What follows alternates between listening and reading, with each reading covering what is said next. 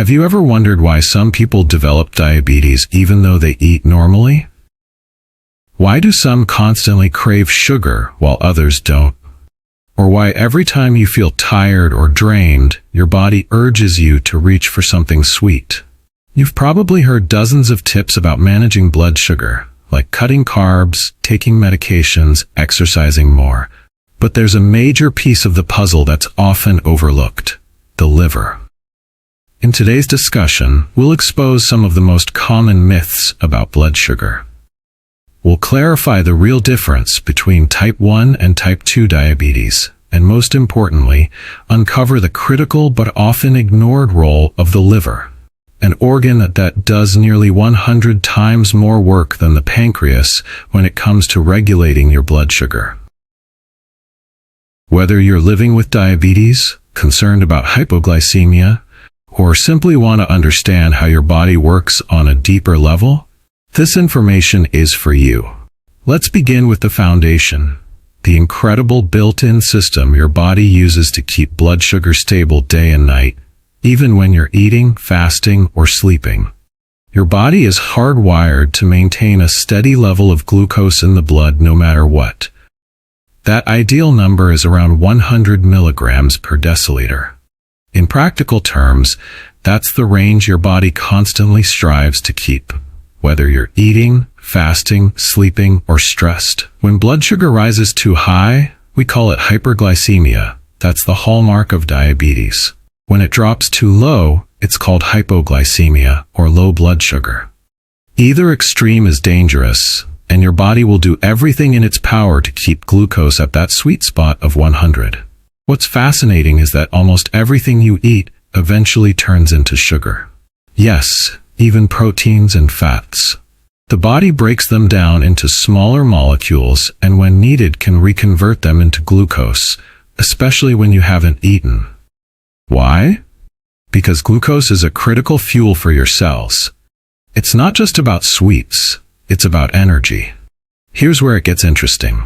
Two organs work in harmony to regulate your blood sugar: the pancreas and the liver. The pancreas, located below your left rib cage, produces a hormone called insulin. Its job is to lower blood sugar by pulling glucose out of the blood and storing it in your cells.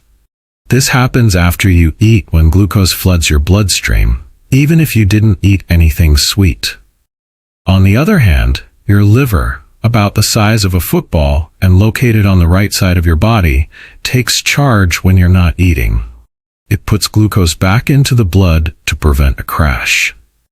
These two organs work in tandem, constantly handing off responsibility throughout the day. So think of it this way. The pancreas equals the brake. It pulls sugar out of the bloodstream when you've just eaten. The liver equals the accelerator. It pumps sugar back in when you're fasting or asleep. The liver uses two main sources to raise blood sugar: stored sugar, called glycogen, found in your liver and muscles, and fat stores, which can be converted into glucose if glycogen runs low. But here's the catch. Your body always uses glycogen first. Fat only gets burned for sugar when glycogen is depleted. That's why if there's any sugar left in storage, your body won't touch the fat. So yes, burning fat depends on depleting stored sugar first. This push-pull between pancreas and liver is what keeps you alive. But when one side of this system starts to break down, especially when we overload it with too much sugar for too long, that's when things go wrong. One mineral plays a surprisingly important role in keeping this whole system running smoothly. Now let's talk about what happens after your blood sugar rises, like after a meal. Your pancreas responds by releasing insulin, a hormone that pulls sugar out of the bloodstream. But where does that sugar go? There are three main paths. It can be burned right away as energy, like when you're walking, working out, or even thinking hard. It can be stored mainly in the liver and muscles as a substance called glycogen. Or if your body can't use or store it, it gets converted to fat. Let's focus on the second path, storing sugar. This process requires potassium, and most people don't realize how important that is. Think of potassium as the glue that helps your body lock sugar into storage. For every molecule of glucose, your body needs a molecule of potassium to store it properly. If potassium is low, your body can't store sugar efficiently. So what happens? Your blood sugar drops faster and your brain sends out a craving. Give me something sweet. Sound familiar? Sugar cravings, especially between meals, are often not about willpower. They're your body saying, I don't have enough potassium to handle the sugar I just processed, so now I'm running low, and I need more fast. Most people reach for snacks or candy, but what the body really needs is potassium. So, how much potassium do you actually need? The average adult needs about 4,700 milligrams per day. Let that sink in. That's the equivalent of 10 bananas a day. But don't worry. You don't need to eat 10 bananas. In fact, that's not even the best source. The most effective way to get potassium is through vegetables, especially leafy greens. To hit the daily goal, you need around 7 cups of vegetables per day. Yes, 7. If you're only eating 1 or 2 cups or relying on a supplement, you're falling short. Most potassium supplements only give you 40 milligrams per pill. You'd need over 100 pills a day to match what you'd get from a few cups of kale. So what can you do? Start simple. Have a kale shake with breakfast, add a big salad to lunch, cook steamed greens or sautéed vegetables for dinner. This is especially critical if you're diabetic or struggling with energy crashes and cravings. Getting enough potassium helps your body store sugar instead of turning it into fat, regulate energy more evenly, and most importantly, avoid those vicious cycles of sugar highs and crashes. And here's the catch. If your body can't store sugar due to low potassium, then that excess sugar goes straight to fat. This is one reason why many people gain weight even if they're not overeating. Now we see how potassium connects sugar, fat, and cravings. But what if your body can't regulate blood sugar at all? That brings us to understanding diabetes. Now that we understand how blood sugar works and how potassium helps regulate it, let's go deeper into a condition that affects millions of people: diabetes. There are 2 main types, type 1 and type 2, and while they may seem similar on the surface, they come from very different causes and affect the body in different ways. Let's start with type 2 diabetes. The more common, and in many cases the more manageable type. Type 2 diabetes is primarily a liver problem. You might be thinking, wait, I thought diabetes was about insulin? Well, here's the truth. In type 2, your body still makes insulin, often even too much of it. But your cells have stopped listening. They've become insulin resistant, especially in the liver. Imagine if telemarketers called your phone every single day for a year. At first you pick up, but after a while, you stop answering. That's what happens with insulin resistance. Your liver cells are bombarded with insulin day in and day out, usually because of too much sugar in your diet. Eventually, the receptors on those cells just stop responding. The sugar builds up in your blood, and your body can't clear it effectively. So what do doctors typically prescribe? A medication like metformin, also known as glucophage. Its job is to make your liver more receptive to insulin again. It boosts the insulin receptors in your liver, which is important because each liver cell has about 2,000 insulin receptors. Think about that. Your liver is like a giant communication hub for insulin, and when it stops responding, your blood sugar rises. Now let's look at type 1 diabetes. This is a more serious condition because it's not about resistance, it's about exhaustion. In type 1 diabetes, the pancreas is damaged or worn out. It no longer produces insulin or produces very little. Without insulin, sugar just accumulates in the blood with no way to get into your cells. That's why people with type 1 need insulin injections, sometimes multiple times a day. There's no backup system. The pancreas simply can't do its job anymore. So let's break it down. Type 2 equals liver not responding to insulin. Type 1 equals pancreas not producing insulin. Both lead to high blood sugar, but they start in very different places and need different strategies. Sadly, most people don't realize just how hard the liver works to protect us, and how easy it is to overload it with sugar, processed foods, or even alcohol. In fact, our modern diet includes an average of 149 pounds of sugar per person per year. That's more than the human body was ever designed to handle. Even baby food, juice boxes, and so-called healthy snacks are loaded with hidden sugars. The result? Our liver cells get overwhelmed, our insulin system burns out, and the cycle of blood sugar chaos begins. But here's the hopeful part. By understanding where the problem starts, whether in the liver or pancreas, we can start to reduce the load, support these organs, and restore some balance. And as you're about to see, the liver might be even more important than most people think. So far, we've talked a lot about insulin and how the pancreas helps lower blood sugar. But now it's time to shift the spotlight to the liver. Because here's something most people and even many doctors don't fully realize. Your liver does far more work than your pancreas when it comes to regulating blood sugar. In fact, studies show that the liver does 100 times more work than insulin, yet it's rarely given the credit it deserves. Why is that? It all comes down to how we measure things.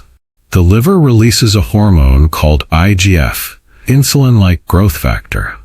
Meanwhile, the pancreas releases insulin. But here's the problem. These two hormones are measured using different units. Insulin is measured in micromoles.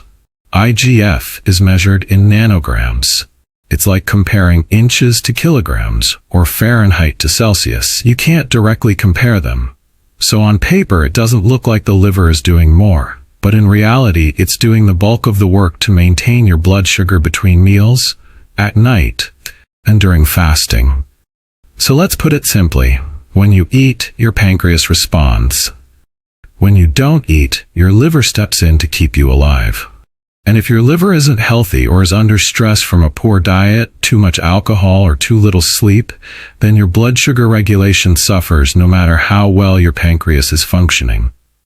So here's the exciting part.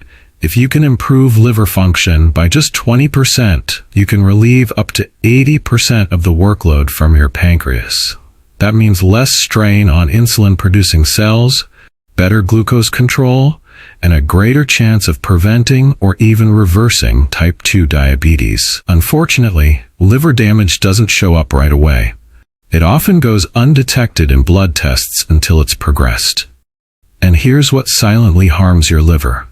Too much sugar, especially high fructose corn syrup, fried and heavily cooked foods, alcohol, and ironically, not eating enough vegetables.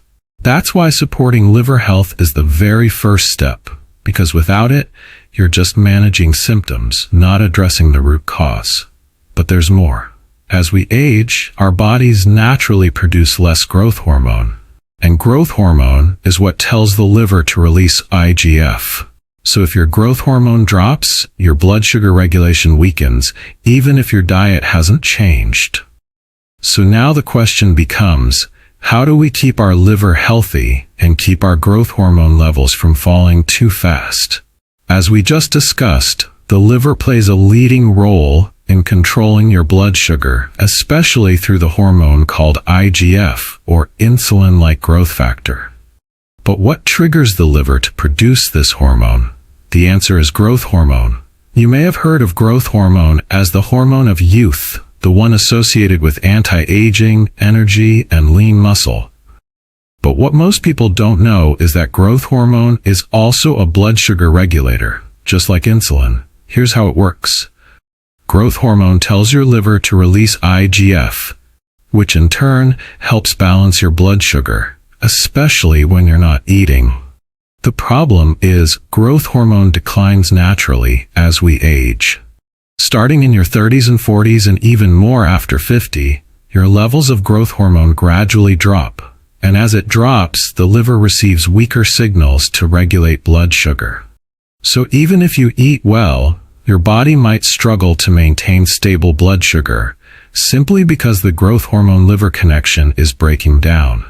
This is one of the hidden reasons why blood sugar issues and weight gain become more common with age.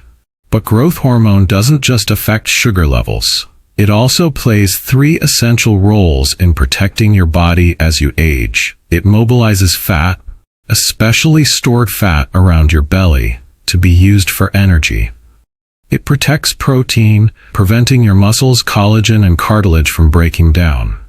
It slows aging by helping maintain skin firmness, joint health, and metabolic function. That's why it's sometimes called a protein-sparing hormone, because it helps preserve your muscles, your skin, and your structure. Now here's something even more surprising. Chronic stress, especially high cortisol, works against growth hormone. Cortisol is catabolic. It breaks things down. It tears down muscle, especially in your thighs and legs, which is why many older adults lose strength and tone in their lower body. It speeds up aging, weakens blood sugar control, and disrupts your recovery from exercise or sleep. So, if you're under stress and losing sleep, your growth hormone levels can drop dramatically, making it even harder for your liver to do its job. But here's the good news. There are natural, effective ways to boost your growth hormone. No injections or gimmicks required. Let's look at the top 3. First, high-intensity interval training. Short bursts of intense movement, just 30 seconds at a time, followed by a few minutes of rest, can spike growth hormone much more effectively than steady-state cardio. Even 10 to 15 minutes of interval-style exercise every other day can make a big difference. But if you're dealing with major stress or sleep issues, start slow, like gentle walking, and build up. Second, deep, quality sleep. Most of your growth hormone is released at night, especially in the first few hours of deep sleep. So getting 7 to 8 hours of restful sleep is one of the most powerful ways to restore hormonal balance. Make your bedroom dark, cool, and quiet. Avoid screens and heavy meals late at night, and protect your sleep like your health depends on it, because it does. Third, support your liver. This can't be overstated. If your liver is sluggish, even perfect hormone signals won't help. That's why you need liver-enhancing foods, especially bitter vegetables like kale, arugula, dandelion greens, and collard greens. These foods help cleanse, regenerate, and activate liver function so it can respond better to growth hormone and regulate your blood sugar more efficiently. So to age well, to burn fat, to protect your muscles, and to keep your blood sugar steady, you need more than just insulin. You need a healthy liver, steady growth hormone, and the right daily habits to support both. Now let's tie it all together with a simple, actionable plan to rebalance your system and restore control over your blood sugar. We've covered a lot, and by now you've seen just how complex yet beautifully coordinated your body's blood sugar system truly is. It's not just about avoiding sugar. It's about understanding how your liver, pancreas, hormones, minerals, and even your sleep all work together. Let's review what you've learned. Your body must keep blood sugar around 100 milligrams per deciliter day and night.